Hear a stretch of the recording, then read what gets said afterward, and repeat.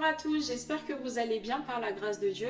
On se retrouve aujourd'hui pour cette première vidéo sur la chaîne Mrs Philippines. J'aimerais tout simplement te souhaiter la bienvenue sur cette chaîne, que le Seigneur te bénisse là où tu es, que tu puisses également t'installer, te préparer à recevoir un message qui vient de la part du Seigneur et j'ose croire qu'il pourra te faire du bien et te bénir.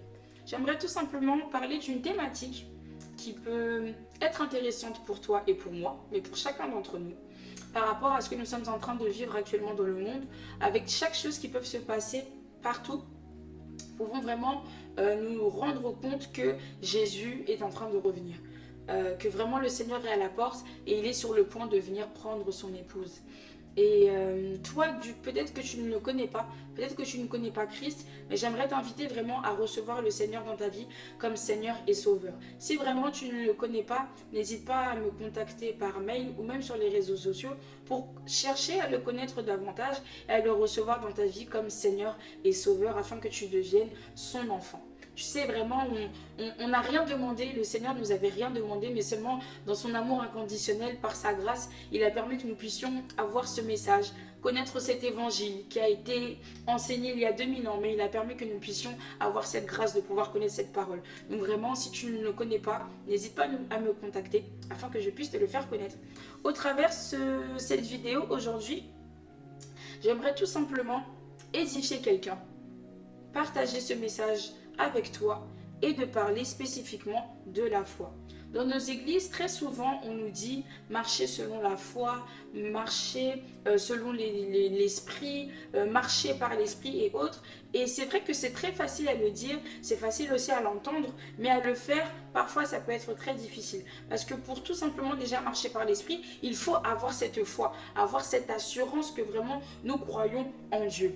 Et par rapport à tout ce qui se passe dans le monde, je pense que nous sommes également arrivés à un niveau et à un temps où il est important de se remettre en question, de se poser la question, est-ce que je crois vraiment réellement en Dieu? Est-ce que j'ai encore un pied dedans, un pied dehors, où je suis vraiment totalement chaude pour le Seigneur, où je suis un peu tiède ou un peu froide? Parce que le Seigneur reprochait à l'église de Laodicée, si je me souviens bien, il disait que tu n'es ni chaud, tu n'es ni froid, ni chaud, et je te vomirai de ma bouche. Il ne faut pas que tu sois un peu tiède, un peu chaud, un peu froid, non, sois vraiment totalement chaud pour le Seigneur. Et c'est le moment de se poser réellement ces questions-là, de se demander où en est ma foi avec le Seigneur. Est-ce que je crois vraiment en Dieu, ou je crois en Dieu par intérêt, ou c'est par période? Et j'aimerais tout simplement, au travers de ce message, te donner quelques astuces pour répondre tout simplement à cette problématique qui est comment marcher et vivre par la foi et non par la vue.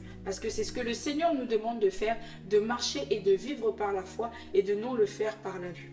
La première clé que j'aimerais te donner pour réussir à marcher par la foi, c'est avoir confiance en Dieu. C'est quelque chose de très primordial. Tu ne peux pas marcher par la foi ou même vivre par la foi si tu ne fais pas confiance à Dieu. Un verset qui en parle dans Proverbes chapitre 3 au verset 5, il est écrit « Confie-toi en l'Éternel de tout ton cœur et ne t'appuie pas sur ta sagesse. » Si tu veux marcher par la foi, ne cherche pas à t'appuyer sur ta sagesse ou sur ton intelligence, mais confie-toi en l'Éternel. C'est lui en fait qui te permet de pouvoir marcher chaque jour et d'avancer chaque jour. Lorsque tu lui fais confiance, il te parle au travers de sa parole, il te parle au travers de la prière, au travers de cette intimité que tu as avec lui. Et lorsque tu lui fais confiance, tu lui montres déjà que oui Seigneur, je te fais confiance, j'abandonne tout entre tes mains, je veux tout simplement que tu puisses me guider Seigneur encore là où il faut que je sois, là où il faut que tu veux que je puisse être. Et lorsque tu lui fais confiance, que tu ne t'appuies pas sur ta sagesse, que tu ne t'appuies pas sur ton intelligence, que tu ne t'appuies pas tout simplement sur ta propre connaissance, sur ce que toi tu es capable de faire, c'est là que le Seigneur en fait prend plaisir et voit que tu marches par la foi et que tu ne marches pas par la vue. Et il y a un autre verset également que je peux compléter sur cette clé-là. Dans Psaume chapitre 37 au verset 5, recommande ton sort à l'Éternel, mets en lui ta confiance et il agira. Recommande ton sort à l'Éternel, mets en lui ta confiance et il agira. Dans un premier temps, recommande ta vie. Recommande ton sort à l'Éternel. Remets toutes choses entre les mains du Seigneur. Lorsque tu pries, Prends le temps vraiment d'adorer le Seigneur, de le remercier, c'est sûr, dans un premier temps, mais également de recommander toute ta vie et tout ton être entre les mains du Seigneur. Lorsque tu lui recommandes toutes ces choses, lorsque tu le fais, aie pleinement conscience de ce que tu es en train de faire, mais aie pleinement confiance que le Seigneur va agir. En fait, c'est un processus. Lorsque tu pries, tu peux demander au Seigneur, Seigneur, j'ai besoin de telle chose. J'aimerais vraiment que tu puisses me le donner. Lorsque tu lui demandes telle chose, tu ne le reçois pas tout de suite, mais c'est un processus. Dans ce processus d'attente, lorsque tu reçois, c'est lorsque tu vas recevoir ce que le Seigneur va te donner, tu restes confiante. Tu restes confiant en lui. Et il faut que tu aies cette certitude que le Seigneur va agir. Donc j'aimerais tout simplement, au travers de cette astuce, vraiment te faire comprendre qu'il est très important d'avoir confiance en Dieu. Deuxième clé, ne pas être incrédule. Ça, c'est totalement le contraire de la foi. La foi, c'est croire. L'incrédulité, c'est ne pas croire. Il ne faut absolument pas que tu sois incrédule. Lorsque tu as la foi et que tu as même une graine d'incrédulité, tu n'as plus la foi. Donc vraiment que l'incrédulité ne gagne pas ton cœur. Et il y a un passage dans la Bible, je vous expliquerai un petit peu le contexte, mais je vous lis le passage. Dans Jean chapitre 20 au verset 27, je lis la parole de Dieu. Puis il dit à Thomas, avance ici ton doigt, regarde mes mains, avance aussi ta main et mets-la dans mon côté. Et ne sois pas incrédule, mais crois. Le contexte de ce message, donc, puis il dit, c'est Jésus qui est en train de parler à Thomas. Jésus est allé à la croix. Il est ressuscité le 3e jour et ensuite il avait dit donc à ses disciples de rester dans la chambre haute et qu'il allait revenir tout simplement afin de recevoir, qu'ils puissent recevoir le Saint-Esprit et autres. Et Jésus était revenu afin de pouvoir se présenter aux disciples. Et au moment où Jésus s'est présenté aux disciples, Thomas n'était pas présent. Et du coup, lorsque Thomas revient, les disciples disent que oui, Jésus est revenu, Jésus est là, tout c'est tout. Et Thomas ne croit pas. Thomas est incrédule, un disciple, on parle d'un disciple de Jésus. Il a été incrédule à ce moment-là. Et ces disciples-là avaient reçu le Saint-Esprit. Mais Thomas étant absent, n'avait pas reçu l'Esprit de Dieu. Et du coup, lorsque Jésus se présente devant Thomas, comme il ne croit pas, il cherche vraiment à avoir des preuves. Et c'est là que Jésus, du coup, lui dit, au travers ce verset-là, avance-toi ici, mets ton doigt, regarde mes mains, avance ta main et mets-la sur mon côté. Ne sois pas incrédule, mais crois. Et en fait, Thomas, pour croire, il a voulu toucher. Il a voulu voir de ses propres yeux. Donc ce que ses amis, ses disciples pouvaient lui dire, il n'a pas cru. Mais il avait besoin de voir pour croire. J'aimerais tout simplement te dire de ne pas être comme Thomas, mais sois comme Noé. Ne sois pas de cette race de Thomas, des personnes qui ont besoin de voir pour croire. Parce que si tu as besoin de voir pour croire, c'est-à-dire que tu n'es pas chrétien. Parce que lorsque nous sommes chrétiens, nous croyons en Dieu que nous ne voyons pas. Nous avons tout simplement cette foi, cette conviction que Dieu existe et que nous prions le véritable Dieu, celui qui a créé les cieux et la terre. Mais si tu veux être comme Thomas, voir pour croire, tu n'avanceras pas. Et tu n'es pas, en tout cas, sur le bon chemin. Mais sois comme ceux qui sont comme Noé. Noé, si tu te souviens bien de cette histoire, le Seigneur lui a parlé, Dieu lui a parlé, lui a dit de construire une arche. Il lui a donné toutes les instructions afin de construire une arche. Il lui a dit qu'il y aura un déluge, construis cette arche, tu mettras des animaux par paire, femelles et mâles, etc. Il a donné toutes ces indications-là. Et Noé a eu foi. Sans même voir que le déluge était à l'approche, sans même voir qu'il commençait à pleuvoir, Noé a tout simplement obéi à la parole de Dieu et a commencé à construire l'arche. Et les gens autour de lui dans la vie se disaient, mais ce gars est fou, il est en train de construire un grand bateau comme ça, une grande arche, il dit qu'il y aura un déluge, il dit même aux gens de se repentir, mais les gens n'écoutaient pas. Il a eu la foi et il a agi par la foi. Et quelques jours après, ce que le Seigneur avait dit, c'est ce qu'il s'est passé. Soyons des Noé et ne soyons pas des Thomas. Ne cherchons pas à voir pour croire. Ne soyons pas des incrédules, mais soyons vraiment de la race de Noé et de croire sans voir réellement. Donc j'aimerais tout simplement inviter quelqu'un à briser vraiment l'incrédulité afin de libérer notre foi et de vivre une vie qui plaît à Dieu. Lorsque tu veux plaire à Dieu, tout simplement, c'est lorsque tu vis par la foi. Donc vraiment, brise toute incrédulité. Et il y a une différence entre l'incrédulité et le doute. On peut penser que c'est la même chose, mais c'est deux choses différentes. L'incrédulité, c'est vraiment à 100%, c'est-à-dire que tu ne crois pas. C'est-à-dire que tu dis vraiment c'est impossible. Par exemple, on aime beaucoup dire cette expression, oh je ferai telle chose quand les poules auront des dents. Bien sûr, on sait que les poules n'auront jamais de dents, mais il y a certaines choses qu'on peut dire et qui peuvent en fait arriver. Et le doute en fait, c'est quand tu te dis que non, c'est pas possible. Mais tu as quand même cette arrière-pensée de te dire que en vrai, c'est probable que ça arrive. Et lorsque tu as du coup ce doute que ça peut être possible, mais c'est pas possible, là c'est le doute. Mais lorsque tu as la certitude que non, là c'est impossible, là c'est l'incrédulité. Donc c'est vraiment deux choses différentes. C'est vraiment quelque chose dont il faut faire très attention. Mais dans tous les cas, les deux sont mauvais. N'aie pas de doute, ne sois pas incrédule. Donc voilà.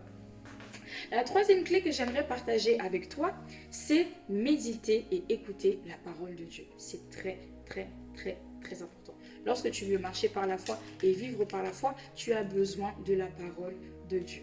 Il y a ce verset qui dit dans Romains chapitre 10 au verset 17 que j'ose croire que tu connais parce que c'est un verset que nous connaissons tous qui dit « Ainsi la foi vient de ce qu'on entend et ce qu'on entend vient de la parole de Dieu. » Ce que tu entends à longueur de journée, ce que tu peux écouter, les messages que tu peux écouter, les mots que ta famille peuvent te dire, au travail, dans ton environnement, là où tu es, ce que tu entends nourrit ton esprit ou nourrit ta chair. Lorsque tu entends de la musique, lorsque tu écoutes de la musique, si les paroles édifient et font plaisir à Dieu, ce sont des paroles qui font également du bien à ton esprit et qui font croître ton esprit. Mais lorsque tu écoutes des mauvaises choses, cela nourrit ta chair et n'apporte rien à ton esprit. Et j'ose croire que tu as besoin d'une parole pour pouvoir avoir la foi. Lorsque le Seigneur nous parle, il peut nous parler, mais également nous donner des promesses. Et lorsque tu as la promesse de Dieu, même lorsque ça va mal, même lorsque c'est difficile, même lorsque tu vas rencontrer des réalités où tu vas te dire que non, là vraiment je laisse tomber parce que c'est vraiment trop dur. Il y a telle et telle chose, je ne vais pas y arriver. Mais justement, c'est à ce moment-là que tu dois te remémorer que tu ne dois pas marcher par la vue, tu ne dois pas marcher par les réalités que tu es en train de vivre, mais que tu dois marcher par la foi. Car le Seigneur t'a parlé, tu as cette parole du Seigneur, tu as cette promesse du Seigneur. Et il y a également sa parole où tu peux tout simplement t'appuyer. Donc vraiment, fais très attention à ce que tu peux entendre. Et il est très important aussi de méditer la parole parce que dans le psaume 119 au verset 105, il est écrit « Ta parole est une lampe à mes pieds et une lumière sur mon sentier. » La parole de Dieu est là pour te guider. La parole de Dieu est une lumière à tes pieds. Donc elle est là pour guider tes pas afin de te montrer là où il faut que tu puisses être. Et une lumière sur mon sentier. Donc sur le chemin que tu es en train d'emprunter de la foi, sur le chemin de la vie chrétienne, peut-être que tu vas te retrouver devant l'obscurité justement et la parole de Dieu sera là pour t'éclairer, pour te montrer là où il faut que tu puisses avancer. Peut-être que tu avances sur 100 mètres et peut-être qu'à 200 mètres tu ne vois pas. Mais la parole de Dieu est là pour t'éclairer et pour te montrer le chemin à suivre, le bon chemin. Et il est important, comme je l'ai dit, donc de méditer la parole de Dieu parce que c'est là aussi qu'il y a la source de vie. Le Seigneur peut te parler au travers de la parole de Dieu, lorsque tu reçois des révélations. Comme on dit, le Seigneur parle tantôt d'une manière, tantôt d'une autre. Tu peux recevoir quelque chose de la part du Seigneur au travers un temps d'intimité que tu as avec lui au travers de la prière, mais comme dans la parole. Et il y a ce verset que nous connaissons tous, dans le psaume chapitre 1, du verset 1 au verset 3, il est écrit dans la parole de Dieu. « Heureux l'homme qui ne marche pas selon le conseil des méchants, qui ne s'arrête pas sur la voie des pécheurs et qui ne s'assit pas en compagnie des moqueurs, mais qui trouve son plaisir dans la loi de Dieu, donc dans sa parole, et qui la médite jour et nuit. Il est comme un arbre planté près d'un courant d'eau qui donne son fruit en sa saison et dont le feuillage ne flétrit point. Tout ce qu'il fait lui réussit. Mais qu'est-ce qui fait qu'il réussit? C'est parce qu'il médite la parole de Dieu jour et nuit. Quand on dit jour et nuit, on ne dit pas que toute la journée tu es là en train de méditer, tu dors pas, toute la journée tu es focus dessus, tu ne vas pas au travail. Non, on ne parle pas de ça. Mais on parle dans le sens où dans la journée, il est important de toujours prendre un temps et de méditer la parole de Dieu chaque jour, chaque jour, chaque jour. Il ne faut pas qu'il y ait un temps de répit, mais vraiment chaque jour que tu puisses prendre un temps de méditer cette parole et de remuer en fait cette parole. Lorsque par exemple, ce que tu peux faire, c'est méditer la parole de Dieu le matin. Lorsque tu médites le matin et toute la journée, tu remues en toi cette parole. Oui, le Seigneur m'a dit ça, le Seigneur m'a dit ça, le Seigneur m'a dit ça. Et lorsque tu médites cette parole, si tu reçois une révélation, tu peux comprendre que oh, le Seigneur m'a interpellé par rapport à telle et telle chose. Et tu y réfléchis et tu avances même dans la journée avec cette parole. Donc vraiment, il est important de la méditer jour et nuit. quatrième clé que j'aimerais t'apporter au travers de ce message afin de pouvoir t'aider à marcher selon la foi et non selon la vue, renoncer à soi-même, donc renoncer à sa chair. Galates chapitre 5 au verset 16, il est écrit « Je dis donc, marchez selon l'esprit et vous n'accomplirez pas les désirs de la chair. » C'est ce que je disais au début. On nous dit très souvent « Marchez selon l'esprit, vous n'accomplirez pas les désirs de la chair. » Marchez selon l'esprit, la chair est faible. On nous dit toutes ces choses-là. Mais c'est facile à dire. Mais à le faire, ça peut être difficile. Mais en réalité, tu peux réussir. Pourquoi? Parce que tu le fais grâce au Saint-Esprit, tu ne le fais pas par toi-même.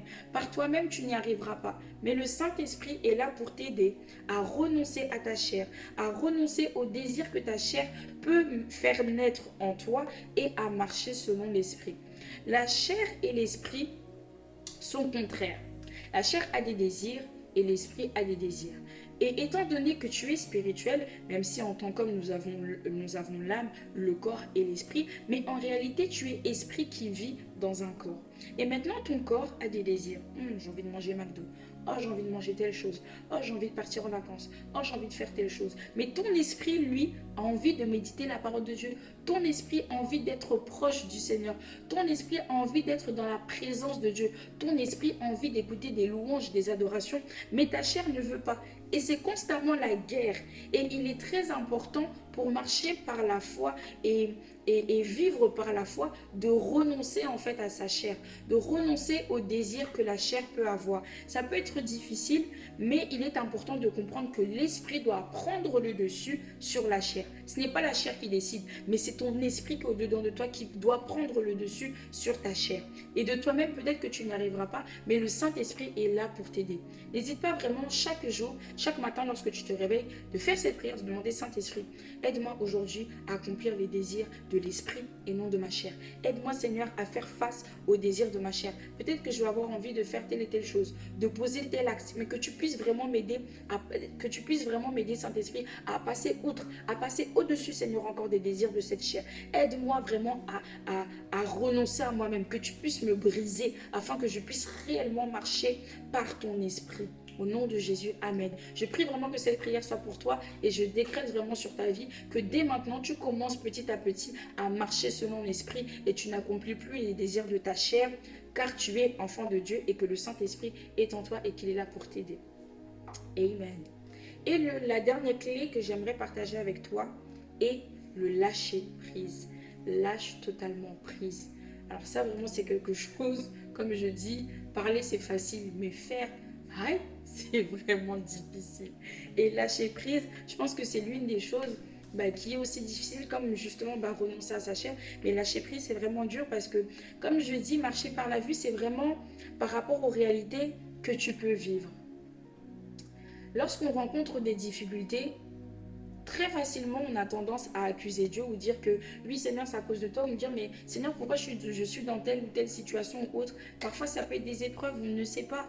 Mais en tout cas, quand on rencontre des choses difficiles, on a très souvent tendance à abandonner notre foi, à arrêter de prier, arrêter de méditer, à arrêter d'être dans la présence de Dieu. On est totalement focus et préoccupé parce que nous sommes en train de voir par la vue.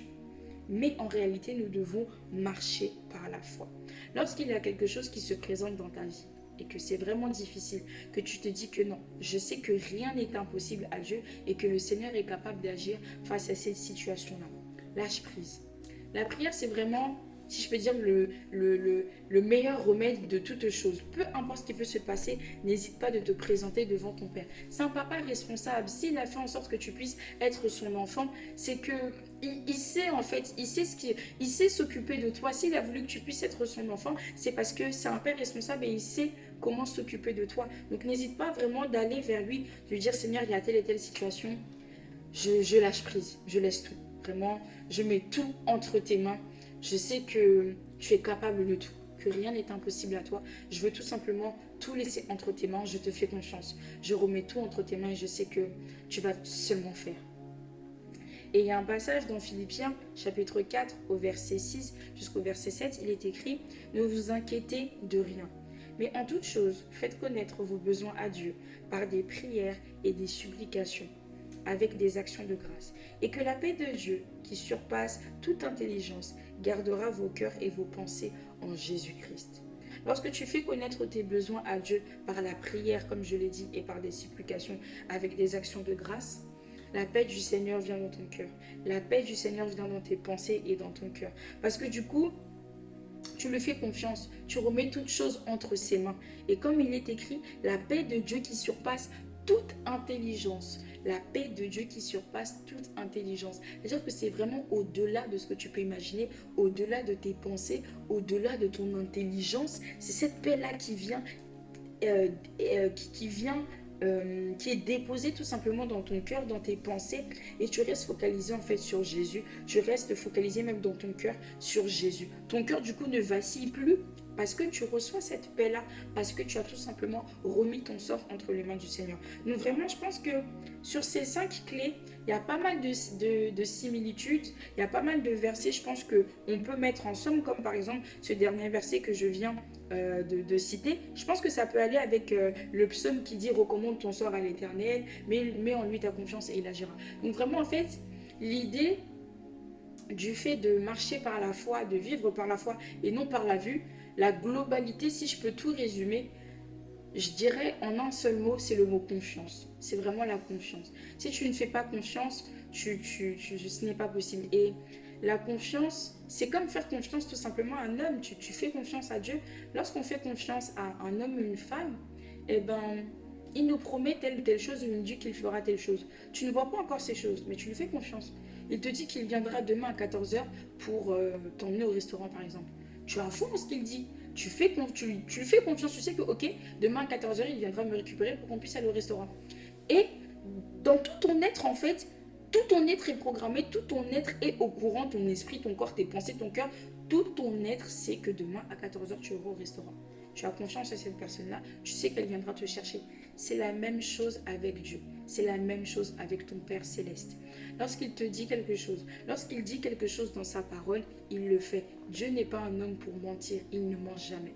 Lorsqu'il te dit quelque chose et lorsqu'il y a quelque chose qui est écrit sur sa parole, il ne ment jamais. Donc vraiment, je t'invite à marcher par la foi, à vivre par la foi et à ne pas marcher par la vue. C'est difficile, mais j'ose croire que le Saint-Esprit est avec toi. Il est avec nous, c'est lui notre allié, c'est lui notre ami. Et Jésus l'a dit à ses disciples, il est avantageux que je m'en aille, mais je ne vous laisse pas seul. Jésus est bon, il ne laisse pas seul, il nous laisse avec le Saint-Esprit qui est le consolateur, qui est là pour nous aider. C'est lui qui nous rappellera les choses. C'est lui qui témoigne à notre esprit que nous sommes enfants de Dieu. C'est lui qui nous rappelle peut-être lorsque nous vacillons, lorsque nous doutons. N'oublie pas, tu es enfant de Dieu. Tu n'es pas n'importe qui, tu es co-héritier du Christ, tu es héritier de Dieu et ta foi ne doit pas être ébranlée, tu dois avoir cette foi inébranlable, peu importe ce qui se passe, marche par la foi, vis par la foi. Et voilà ce que je voulais tout simplement t'apporter au travers de cette vidéo. Vraiment que Dieu te bénisse, que Dieu te fasse du bien. Si tu connais quelqu'un qui est un peu dans le doute, dans l'incrédulité, comme je l'ai dit, ce n'est pas bon. N'hésite pas à partager ce message, n'hésite pas à partager cette vidéo afin de pouvoir lui apporter peut-être un message de réconfort. Et vraiment, ce que je peux dire pour finir, marche par la foi, et vis par la foi. À bientôt, que Dieu te bénisse.